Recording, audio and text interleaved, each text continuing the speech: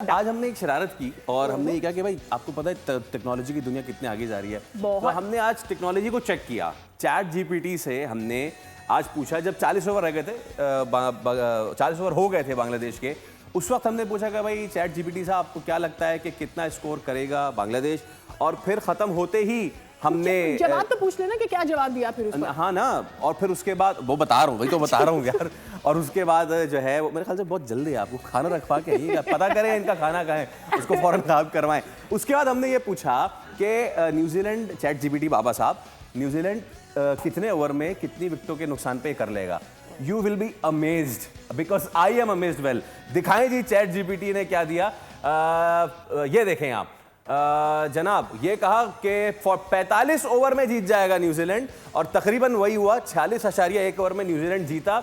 और उन्होंने ये भी कहा कि जी 4 से 6 विकेटें गवाएगा न्यूजीलैंड और जीत जाएगा।